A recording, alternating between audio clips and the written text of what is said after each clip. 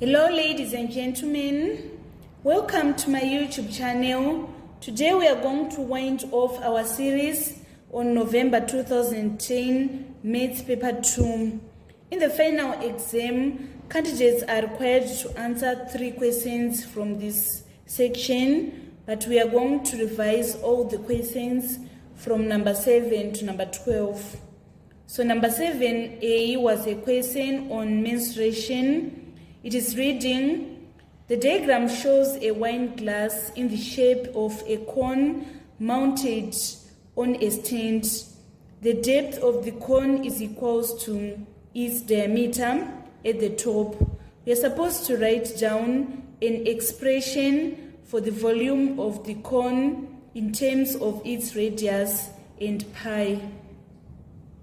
So here we are given the volume of cone as third base area times height. That is the formula of calculating the volume of the cone. The base area is circular in shape, so we are going to say third times pi r squared.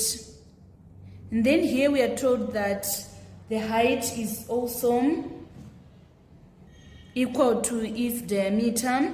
And then in order to obtain diameter, we are going to say 2 times radius in order to get diameter.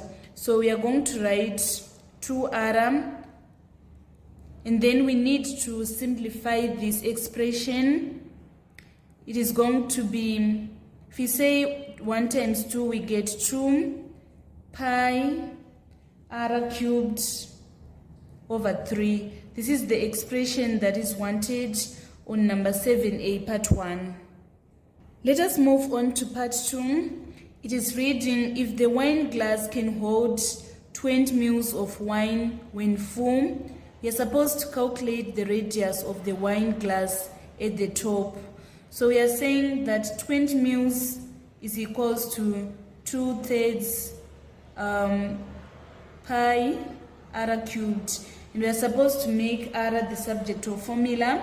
So we are going to multiply by 3 here and then by 3 here, so that we have 60 is equals to 2 pi r cubed. And then we divide both sides by 2, so that we are going to obtain 30. 30 is equals to, we're supposed to use 22/7 as our pi. So we write 22/7 times r cubed. And then we need to remove this 22/7. We are going to multiply both sides by 7/22. So that here we are going to say 22 into 22, 1. 22 into 22, 1. 7 into 7, 1. 7 into 7, 1. So we are supposed to multiply by 7/22 here. Let us punch on the calculator. 7/22 times 30. We are obtaining this figure, which is 9.545. And then in order to find r, we are going to say cube root. Second function, cube root. That answer, we are going to obtain our answer as 2.12. The degree of accuracy is not specified, so we are going to round correct to 3 significant figures in order to obtain our radius as 2.12 centimeters. Let us move on to part 3. It is reading, wine is bought in bottles of volume 750 milliliters. We are supposed to calculate the number of wine glasses that can be filled from one bottle. So we are going to say 750 milliliters divided by 20 milliliters. Let us punch on the calculator. It is 750 divided by 20. We are obtaining 37.5. So it means the number of bottles, we are going to write 37. Let us move on to B, part 1. The base of a triangle is x centimeters and its height is x minus 7 centimeters. We are supposed to write down an expression for the area of the triangle. So area of triangle is half base times height. So our base is x, so write half times x. And then our height is x minus 7. Our area is going to be half x minus 7 square centimeters. Please don't forget the units. And then on part 2, if the area of the triangle is 6 square centimeters, form an equation in x and show that it reduces to x squared minus 7x minus 12 is equals to 0. So we are saying this expression of area, which is half x minus 7 is equals to 6. In the next step, we are going to multiply both sides by 2 in order to remove this fraction. So 2 into 2, 1, 2 into 2, 1, x times x, we obtain x squared, x times minus 7, we obtain minus 7x, and then here it is equals to 12. We need to shift this 12 to this side. It is going to be negative 12. So our answer is going to be x squared minus 7x minus 12 is equals to 0. And then on part C, we are supposed to solve the equation x squared minus 7x minus 12 is equals to 0, giving our answer correct to 2 decimal places. We are going to solve this quadratic equation using the quadratic formula. First, we need to write what is our a. Our a is the coefficient of x squared, So our a is equals to 1. And then our b is the coefficient of x, which is equals to negative 7. And then our c is equals to negative 12. The quadratic formula states that minus b plus or minus the square root of b squared minus 4ac over 2a is equals to our x. So minus b, it is going to be minus minus, so it is going to be positive 7 plus or minus, and then b squared, if we say minus 7 times minus 7, we get 49.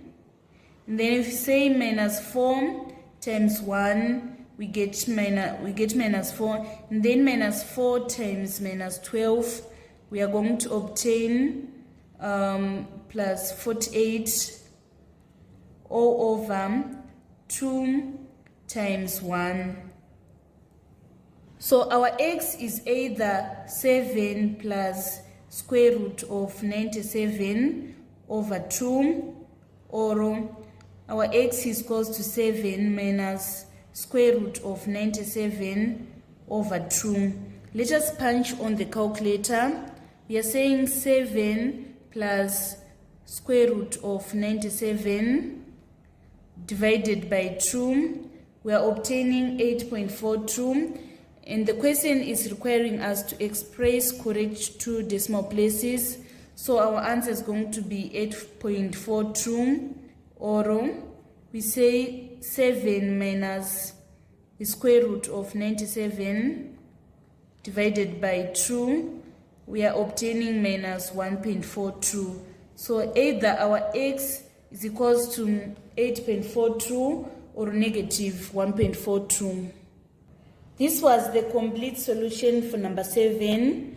I've underlined all the answers.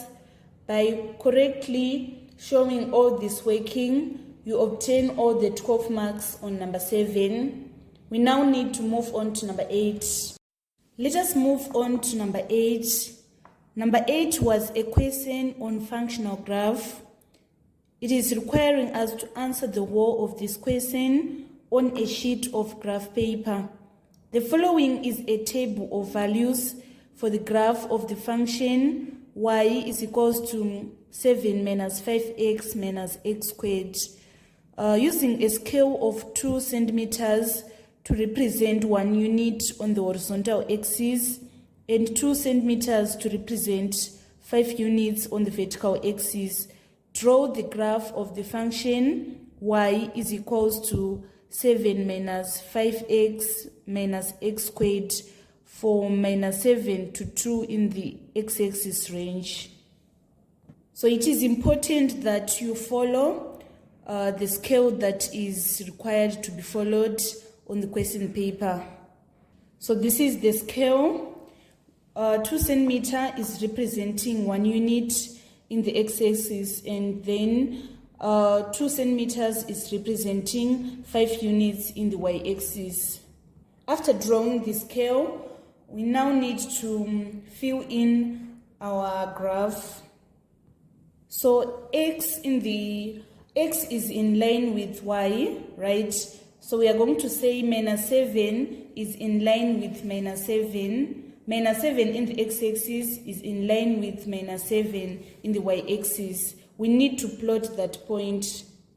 So minus 7 in the x-axis and minus 7 in the y-axis. So it is going to be this point. Next we are having minus 6 and 1. Minus 6 in the x-axis and 1 in the y-axis. So minus 6 in the x-axis and then 1 in the y-axis. It is this point. Next we are going to plot minus 5 and 7. Minus 5 in the x-axis and then 7 in the y-axis. Minus 5 in the x-axis and then 7 in the y-axis is this point. And then next we are having minus 4 in the x-axis and then 11 in the y-axis. So minus 4 and then 11, it is this point that we are going to plot. Next we are having minus 3 and 13. Minus 3 in the x-axis and then 13 in the y-axis. It is this point that we are going to plot, minus 3 and 13. Next we are having minus 2 and 13. Minus 2 and 13 is this point that we are going to plot. We have minus 1 and 11. Minus 1 in the x-axis and 11 in the y-axis. So it is going to be this point. Next we are having 0 and 7. So 0 and 7, it is this point that we are going to plot. Next we are having 1 and 1. So 1 in the x-axis and 1 in the y-axis. It is this point. Lastly, we are going to have 2 in the x-axis and then and then minus 7 in the y-axis. So 2 and minus 7, it is this point. After this, we need to draw a smooth curve that is going to join all these points. After drawing this smooth curve, we now need to label our graph that it is y is equals to 7 minus 5x minus x squared. By drawing this smooth curve, you are going to obtain your first 4 marks. And then we are going to use the graph to answer the following questions. On part B, we are supposed to use the graph to answer the following questions. State the maximum value of the function y is equals to 7 minus 5x minus x squared. So the maximum value is the y coordinate of the turning point of the curve. So our curve is turning here. It is a point that is slightly above 13. So we are going to write our turning point is 13.5. Let us move on to part 2. We are supposed to solve the equation 7 minus 5x minus x squared is equals to 0. We are going to solve this using our graph. So we need to find the points that when y is equals to 0 is intersecting with 7 minus 5x minus x squared. So it is intersecting at this point. This line is y is equals to 0. So we need to find the x coordinate at this point where this curve y is equals to 7 minus 5x minus x squared is intersecting with y is equals to 0. So the first point of intersection, we are going to take our x as negative 6.2. This is negative 6.2. And then here we are going to take our point as positive 1.2. So our answers are minus 6.2 or 1.2. And then on part 3, we are supposed to solve the equation 7 minus 5x minus x squared is equals to 2. So here we are going to draw the line which we are going to name y is equals to 2. So this line is y is equals to 2. We need to find the x coordinates when the curve is intersecting with this line. So the first point of intersection is this point. So this point of intersection is minus 5.9. And the next point of intersection is this point. It is 0.9. So our answer is going to be x is equals to minus 5.9 or 0.9. And then on part 4, we are supposed to find the gradient of the curve at the point where x is equals to 0. So this is our point x is equals to 0. We are going to draw a tangent that touches the curve at x is equals to 0. After this, we need to take n coordinates on our tangent. So this point, it is minus 1 in the x-axis, and then in the y-axis, it is 12.5. That is the first coordinate that we are going to take. The next coordinate that we are going to take is this one. It is 1, 2, 3, 4. It is 1.4 in the x-axis and then 0 in the y-axis. Now that we have two coordinates, we can calculate the gradient. Gradient is change in y over change in x. So we are going to say 12.5 minus 0 over minus 1 minus 1.4. Let us punch on the calculator. So it is 12.5 divided by negative 1 minus 1.4. We are going to obtain our answer is negative 5.2. Let me calculate again. I think I made a mistake. It is 12.5 divided by negative minus 1 minus 1.4. We are obtaining minus 2.4. So we write minus 2.4 and we are obtaining negative 5.21. So it is correct. That was all about the functional graph in November 2010. By doing this, you obtain all the 12 marks on number 8.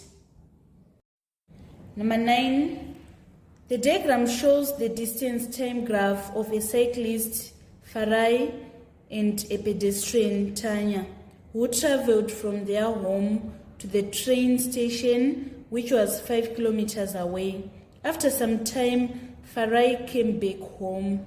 Use the diagram to answer the following questions.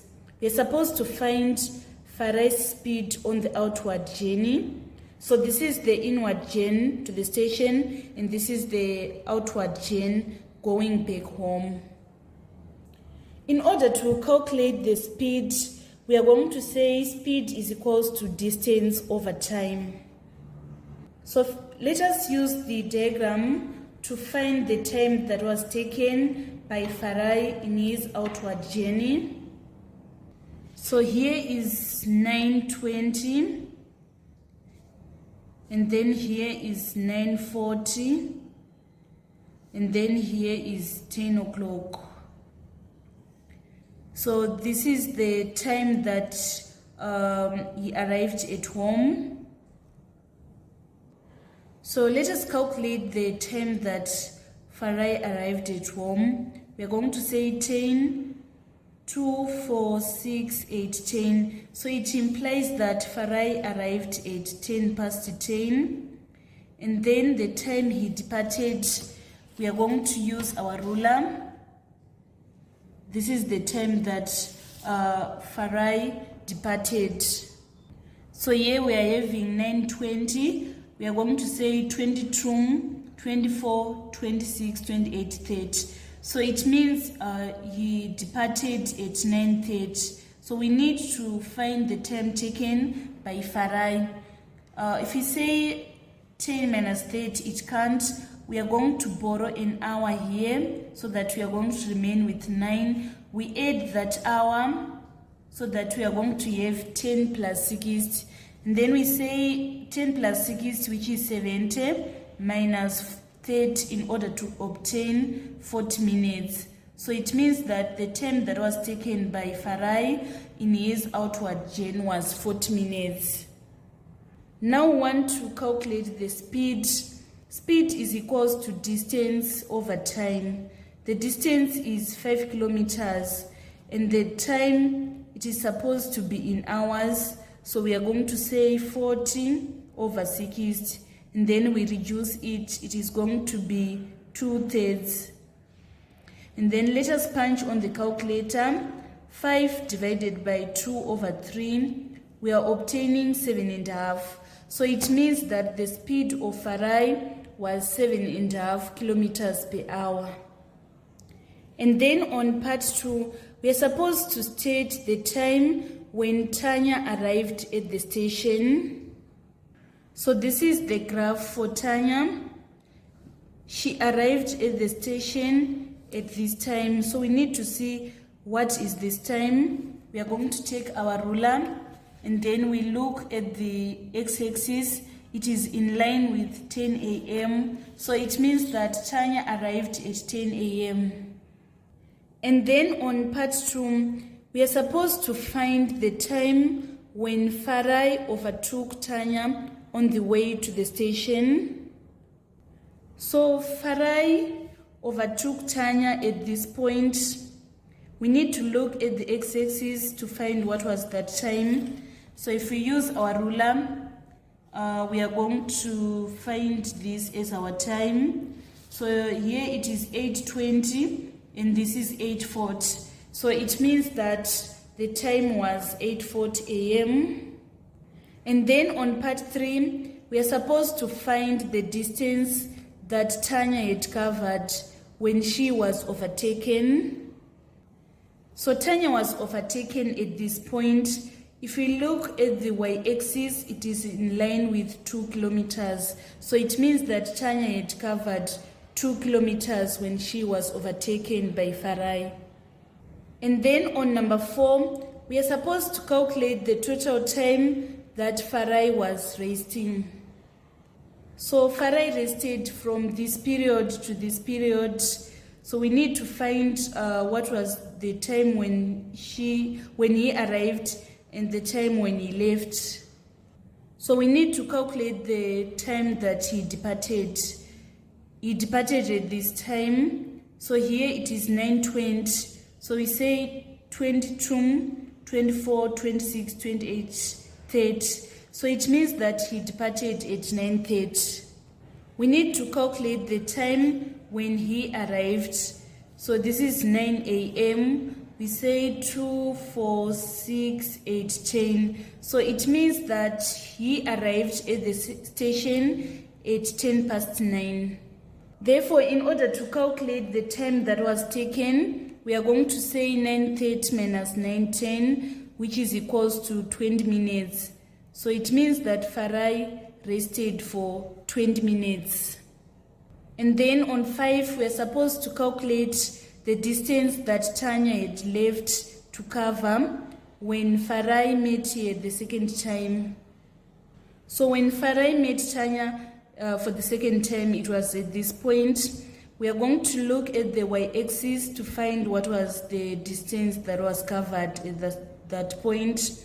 We can see that it is 4 kilometers, and the distance to the station was 5 kilometers. So we are going to say 5 kilometers minus 4 kilometers in order to obtain 1 kilometer. And then on part 3, we are supposed to calculate the Tanya's average speed for the whole journey.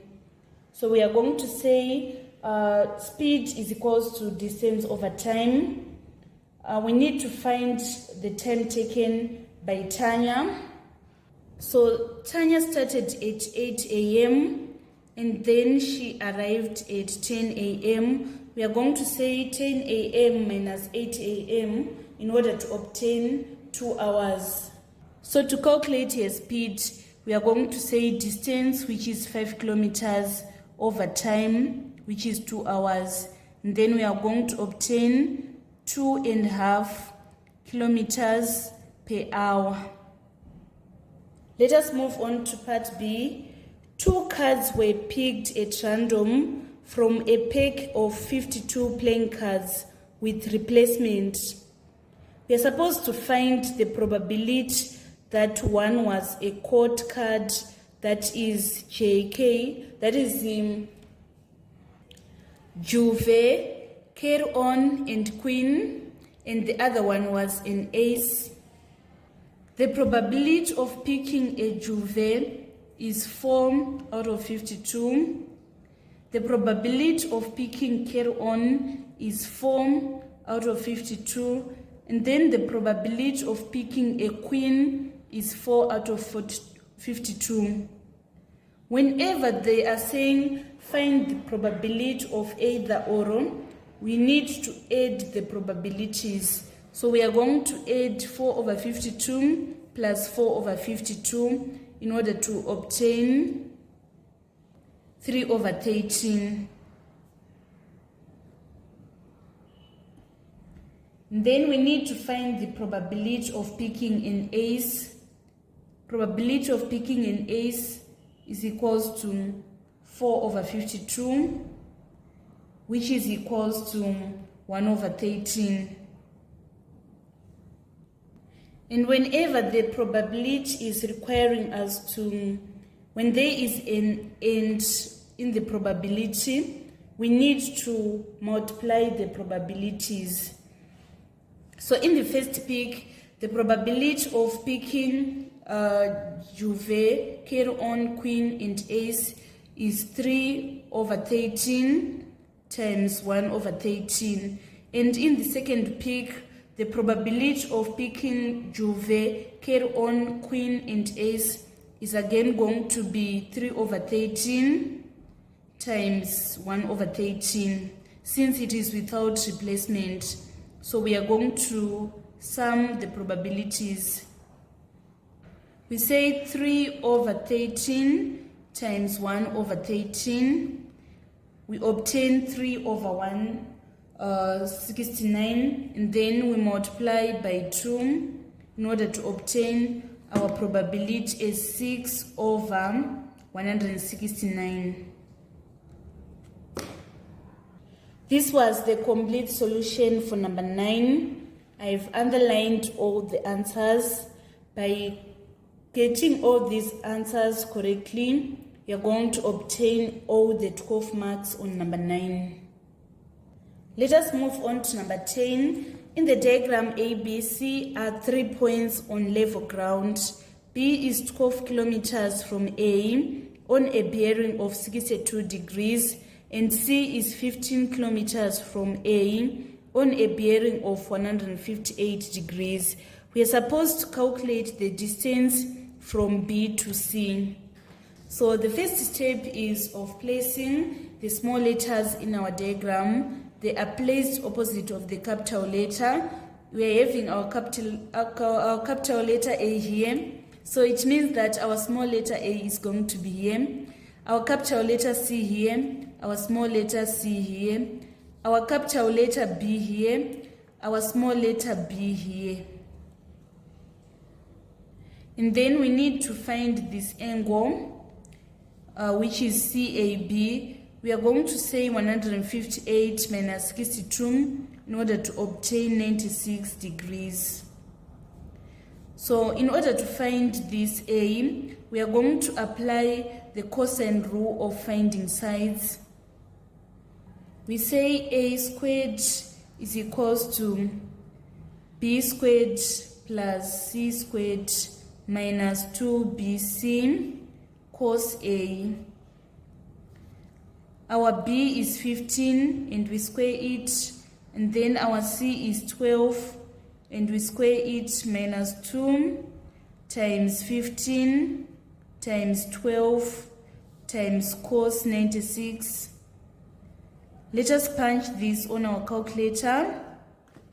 So we are saying 15 squared plus 12 squared minus 2 times 15 times 12 cos 96. We are going to obtain 406.6302 468. We are not supposed to round at this stage. We need to find the square root of this in order to get our A. So to get our A, we are going to say A is equals to square root of 406. Let us punch on the calculator. We are going to say square root of that answer, and we are obtaining 20.165 as our answer. So our BC is equals to 20.165 kilometers. Please don't forget to put the units. And then on part 2, we want to calculate ACB, which is this angle. This is the angle that we want to calculate. So there are two methods of finding ACB. Either we are going to apply the cosine rule of finding angles, or we are going to apply the sine rule of finding angles. So first, let us start by applying the cosine rule of finding angles. So this is our C. We are going to say cos C is equals to A squared plus B squared minus C squared all over 2AB.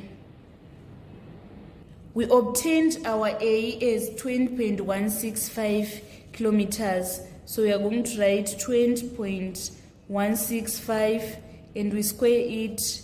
And then our B is 15, say plus 15 squared. And then our C is 12 and we square it all over 2 times 20.165 times 15. Let us punch on the calculator. 20.165 squared plus 15 squared minus 12 squared. And then we divide by 2 times 20.165 times 15. We are going to get this 0.806. Make sure that you don't round at this stage. We need to find the cos inverse of this value. So we are going to say second function cos, and then we are going to obtain 36.287 degrees. We are going to round this correct to 1 decimal place in order to obtain our final answer is 36.3 degrees. And then in method B, we want to use the sine rule of finding angles. So we are going to say sine C over C is equals to sine A over A. So our small letter c is 12. So we say sine C is equals to, we multiply both sides by 12. So that here we are going to have 12 sine, and then our sine A is sine 96. So we write 12 sine 96 over A. Our A, we obtained our A is 20.165. So we need to punch this on the calculator.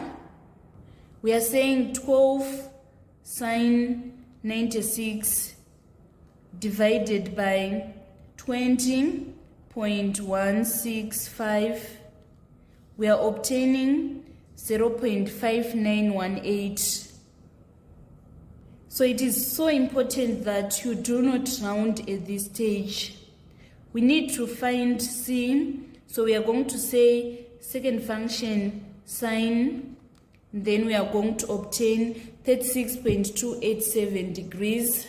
We need to round this correct to 1 decimal place. We are going to obtain 36.3 degrees. So we can see that either if you use cosine rule of finding angles, or if you use the sine rule of finding angles, you are going to still obtain your answer is 36.3 degrees. And then on part 3, we want to find the bearing of C from B. So bearing is measured from the north. So we need to find this angle. So first we need to calculate this angle. We are going to say angles on a straight line sums to 180. So we say 180 minus 158. We are obtaining our answer is 22 degrees. So these are parallel lines. They are going to form set angles which are equal. So here we are having 22. It implies that this angle is also 22 degrees. And then we need to find this angle. We are going to say the total angle, which is 36.3 minus 22. So 36.3 minus 22, we are obtaining 14.3. So these are parallel lines. Here we are having 14.3. It also implies that this angle is 14.3. Now to get the bearing of C from B, we are going to say 180 degrees plus 14.3 degrees. If we say 180 degrees plus 14.3 degrees, we are going to obtain our bearing is 194.3 degrees. That is going to be our final answer. This was the complete solution for number 10. I've underlined all the answers. We now need to move on to number 11. Let us move on to number 11. Number 11 was a word problem on inequality. It is reading, a builder wishes to build houses and flats on 6,000 square meters plot of land. A, the city council insists that there must be more than 6 houses and that there must be more flats than houses, taking X to represent the number of houses and Y to represent the number of flats. We're supposed to write down 2 inequalities other than X is greater than 0 and Y is greater than 0, which satisfy these conditions. So the city council is insisting that there must be more than 6 houses, and then X is representing the houses. So the first inequality that we are going to write is X is greater than 6. And then again, the city council is insisting that there must be more flats than houses. So Y should be greater than X. These are the 2 inequalities that we are going to write as representing the conditions that provided in part A. Then let us move on to part B. The part B is reading, the builder allows 300 square meters for each flat and 400 square meters for each house. Write down another inequality which satisfy this condition, ensure that it reduces to 4x plus 3y is less than or equal to 60. So 400 square meters is for each house. So we are going to say 400 times x plus 300 square meters is for each flat. So we say plus 300y. This should be less than or equal to the total plot of land, which is 6,000 square meters. So here we are going to divide all the terms by 100 in order to reduce our inequality. So if we divide by 100 here, we are going to remain with 4x. And then if we divide 300 by 100, we are going to remain with 3y. This is less than or equal to, if we divide 6,000 by 100, we are going to remain with 60. So the question was requiring us to show that our inequality is going to reduce to 4x plus 3y is less than or equal to 6, which we have managed to do. We now need to move on to part C. And then on part C, the point xy represents x houses and y flats. Using a scale of 2 centimeters to represent 5 units on both axes, draw the graph of for x and y axis, for 0 to 20 for x and then 0 to 20 for y. We are supposed to construct and show by shading the unwanted regions, the region in which xy must lie. So the first step is to follow the scale that we are given. We are supposed to use 2 centimeters to represent 5 units in both axes. So that is what I've done here. 5, 10, 15, 20, 5, 10, 15, 20 for flats. We're supposed to write flats in the y-axis and houses in the x-axis. So the first inequality that we are going to present on our graph is x is greater than 6. So here x is strictly greater than 6. The first step is we need to draw the line x is equals to 6. So this is the x is equals to 6. We are going to draw a broken line since it is strictly greater than 6. So we draw a broken line here, like this. And then we need to name it. We are going to write x is equals to 6. And then we are told that x is greater than 6. So it means that the region that is below 6 is unwanted. We are going to shade it out. Next, we want to draw the line y is equals to x. We are saying if 5 is in x-axis, we are going also to have 5 in the y-axis, 10 in the x-axis, 10 in the y-axis. So I'm going to draw that line. So 5 in the x-axis, 5 in the y-axis, 10 in the x-axis, 10 in the y-axis, 15 in the x-axis, 15 in the y-axis. I'm going to join all these points using a broken line since it is strictly greater than y is greater than x. So here we are informed that y is greater than x. So it means that the region that is below x is unwanted.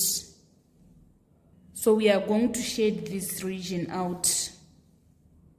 So next inequality that we need to present on our graph is 4x plus 3y is less than or equal to 6.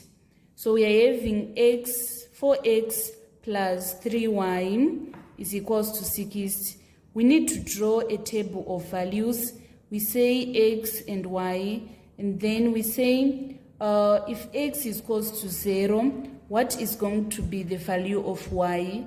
It is going to be 20, because we say 3y is equals to 20. We divide both sides by 3 in order to get 20. And then we say if y is equals to 0, what is going to be the value of x? We are going to say 4x is equals to 60. We divide both sides by 4 so that our value of x is going to be 15. So we need to plot these points, 0 in line with 20 and 15 in line with 0. So 0 in the x-axis and 20 in the y-axis is this point that we are going to plot. And then 15 in the x-axis and 0 in the y-axis, it is this point that we are going to plot. After that, we need to join our 2 points using a ruler. It is going to be a bold line since it is less than or equal to. We need to label our graph. This is 4x plus 3y is equals to 20. And then we are told that 4x plus 3y is less than or equal to 60. So it means that the region that is above is not wanted. The region that is below is the one that is wanted. So we are going to shade at the top of this line. So this small portion is our wanted region. And then on part D, we want to use the graph to find the maximum number of flats that can be built. So in order to find the maximum number of flats that can be built, we are going to take this point and then we look at the y-axis. It is in line with 12 because we are going to say 11 here and then our 12 is here. So the maximum number of flats that can be built is equals to 12. And then we want to find the maximum number of houses that can be built. We are going to take this point and then we look at the x-axis, the value that is in line with this point. So here, our 5 is here. So we say 6, 7, 8. So it means that the maximum number of houses that can be built is equals to 8. And then finally on part 3, we want to find the values of x and y which give the maximum number of dwelling units. We are going to try the corner points of the wanted region. So we are going to try the corner points for our wanted region.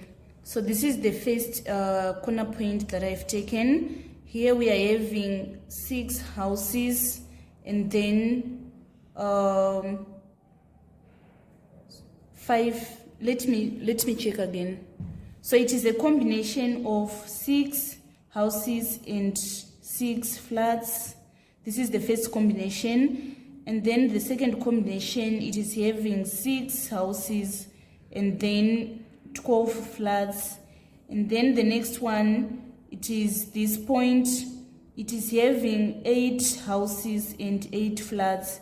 So we need to sum up our totals. Here we are going to obtain 12 dwelling units, and then here we are going to get 18 dwelling units. Here we are going to obtain 16 dwelling units. So it means that the combination that we are going to take is this one, which is having 6 houses and 12 flats. This was the complete solution for number 11. By doing this, you obtain all the 12 marks on number 11. Let us now move on to the final question, which is number 12. Let us move on to the final question, which was a question on transformation. We are supposed to answer the whole of this question on a sheet of graph paper. So it is reading: the vertices of triangle PQR are P31, Q is 41, and then R is 43. Taking 2 centimeters to represent 1 unit on both axes, we're supposed to draw the x and y axis for -3 to 5 in the x-axis and -6 to 5 in the y-axis. We're supposed to draw and label triangle PQR. It is very important to follow the instruction on how to represent our diagram. We are told that 1 centimeter is representing 1 unit in both axes. So this is how we are going to present it. Now we want to draw our triangle PQR. We are told that the point P is 3, 1. It means that 3 in the x-axis is in line with 1 in the y-axis. So 3 in the x-axis and then 1 in the y-axis. It is going to be this point.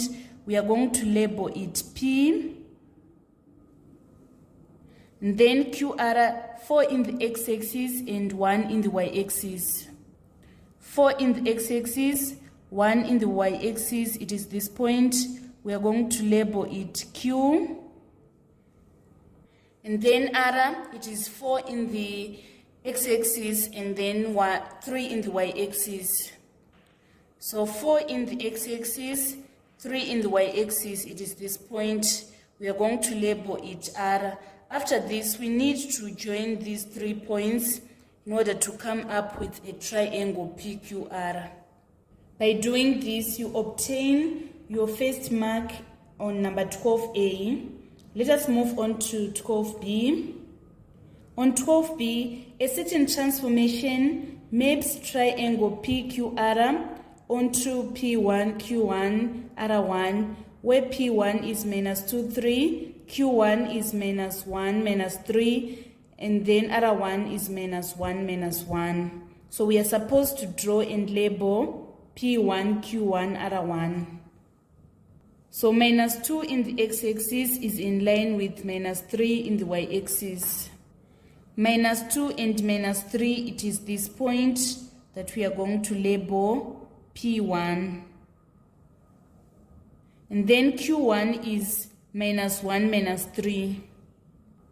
Minus 1, minus 3, it is this point that we are going to label Q1. And then on R1, we are having negative 1 and negative 1. So negative 1 and negative 1 is this point. We label it R1. And then we need to join these 3 points using a ruler in order to come up with a triangle P1, Q1, R1. And then on part 2, we are supposed to describe completely the single transformation which maps triangle PQR onto P1, Q1, R1. So this transformation is described as translation. We can say that the image and the object, they are facing same side, and also the length, they are also equal. Here we are having 2 boxes for RQ, and also here we are having 2 boxes. Here we are having 1 box, here 1 box. So this is translation. When describing translation, we need to state about translation vector. So we are going to calculate the translation vector. So in order to calculate translation vector, we are going to say it is image minus object. We are going to take 2 corresponding points for the image and the object. Let's say we take this Q. Q is 4, 1. This is our object, and then this is our image. Our Q is minus 1, minus 3. So we are going to write minus 1, minus 3, minus 1, minus 3, and then we subtract the corresponding coordinate for the object. We are going to take this Q. It is 4, 1. So we say minus 1, minus 4, we get minus 5. And then we say minus 3, minus 1, we obtain minus 4. So it means that our translation vector is minus 5, minus 4. So the meaning of the translation vector, it means that our object has moved 5 steps to the negative direction of the x-axis, and then it has moved 4 steps downwards. Let me explain what I mean here when I am saying that our translation vector is minus 5, 4. So let us take this point P. It has moved 4 steps downwards because we count 1, 2, 3, 4, and then it has moved 5 steps to the negative direction of the x-axis. So we count 1, 2, 3, 4, 5. That is why we are saying that our translation vector is minus 5, minus 4. Let us move on to part C. Triangle P2Q2R2 is the image of triangle PQR under a reflection in the line y is equals to x. We are supposed to draw and label triangle P2Q2R2. So the first step is we are going to draw the line y is equals to x. So the line y is equals to x, we are saying that when x is 1, y is 1. When x is 2, our y is going to be 2 also. When x is equals to 3, our y is going to be 3. So we need to join these points in order to come up with the line y is equals to x. So when our reflection is, our mirror line is y is equals to x, there is a certain matrix that is used in order to find the coordinates of the image. The matrix is 0, 1, 1, 0. So we are going to multiply the coordinates of our object. The coordinates of our objects, we have 3, 1. So we write 3, 1 here. And then next we have 4, 1. We write our 4, 1 here. And then next we have 4, 3. We write our 4, 3. So we need to multiply this matrix by these points of the object in order to find the points of our image.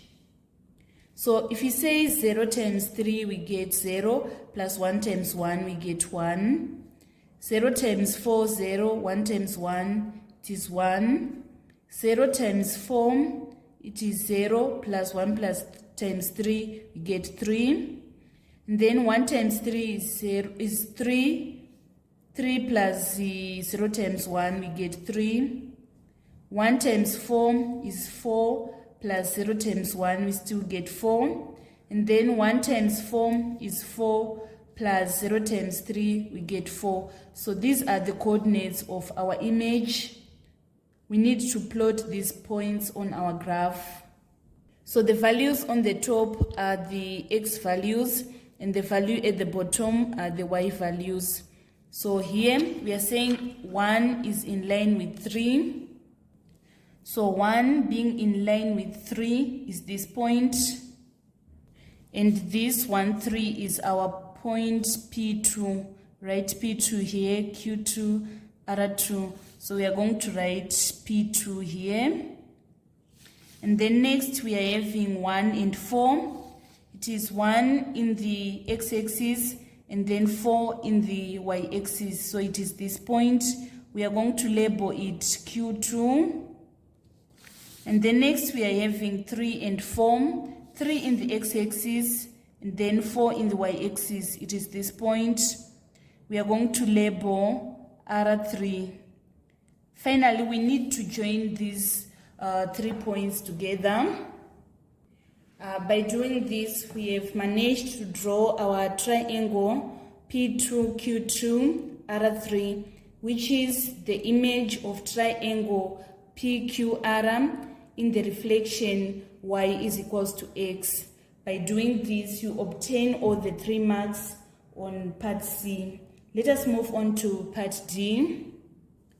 In part D, we are having triangle PQR is enlarged with center 0, 1 and scale factor -½ onto triangle P3, Q3 and R3. We are supposed to draw and label triangle P3, Q3, R3. So you should know that if the scale factor is negative, the new shape is going to be on the opposite side of the center of enlargement. So our center of enlargement is 0, 1. So 0, 1, this is going to be the center of enlargement, 0, 1. And then you should also know that if the scale factor is smaller than 1, the shape is going to get smaller, and it is going to be at the opposite side of the center of enlargement if it is negative. So we are going to start with this point P. We're having 3 boxes from the center of enlargement to P.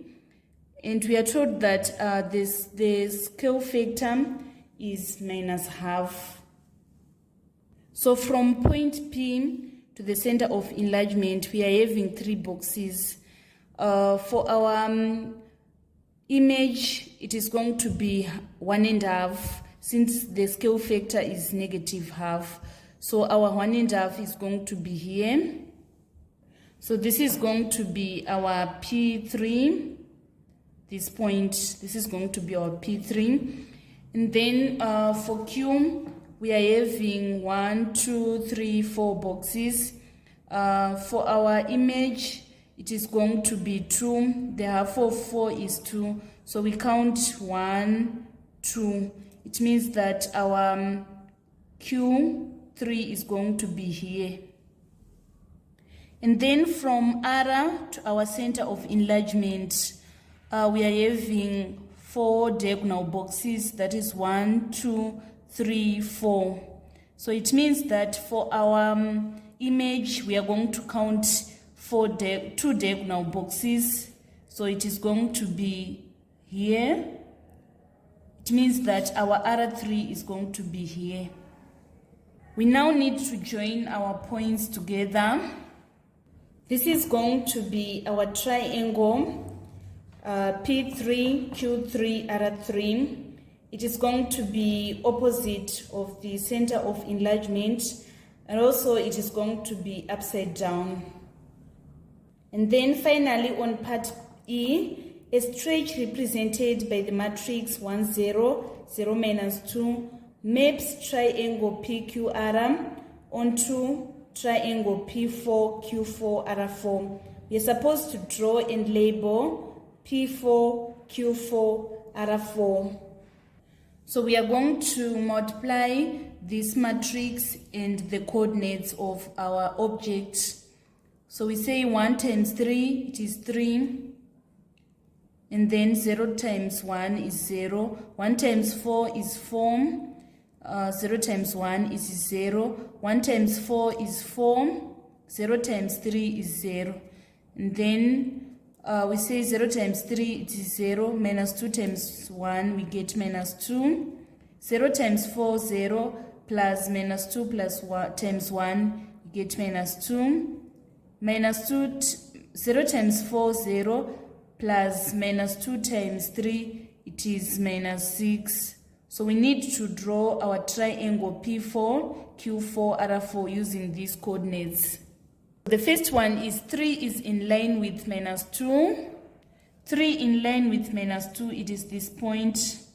And then the next one is 4 is in line with minus 2. It is this point. And then 4 is in line with minus 6. It is this point. So we are going to join all these 3 points together. This was the complete solution for number 12. This was the complete solution for the transformation that was in November 2010. By doing this, you obtain all the 12 marks on transformation. This marks the end of our tutorial on the revision of Maths Paper 2 that was written in November 2010. Thank you so much, guys, for following me on this channel. Please don't forget to subscribe, like, and share my videos. I love you all. This is Eve signing out.